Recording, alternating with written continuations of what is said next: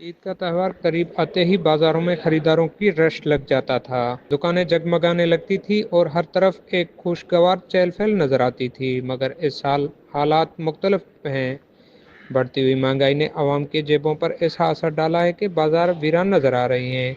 खरीदार गिनती के नजर आ रहे हैं और जो भी आ रहे हैं वो सिर्फ कीमतें पूछकर वापस जा रहे हैं। कपड़े, जूते, ज्वेलरी, चूड़ियां, मेहंदी और दीगर ज़रूरी अशिया कीमतों में शारबा इजाफा हो चुका है। इसकी वजह से आम आदमी की कुव्वत खरीद बुरी तरह मुतासर हुई है। फर्क बहुत है भाई। उस टाइम जो है ना सस्ता भी थी, कम थे रेट, खरीदार बहुत थे। इस टाइम महंगाई है, खरीदार कम हो गए हैं अभी।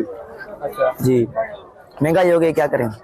पिछले साल रेट कम थे ना। बाजारों की सुनसान गलियां, दुकानों पर सजे रंग बिरंगी कपड़े और चमकदार जूते तो अपनी जगह पर मौजूद हैं, मगर उन्हें खरीदने वाले बहुत कम दिखाई दे रहे हैं। दुकानदार ग्राहकों के इंतजार में बैठे हैं, लेकिन हर गुजरते दिन के साथ उनकी मायूसी बढ़ती जा रही है।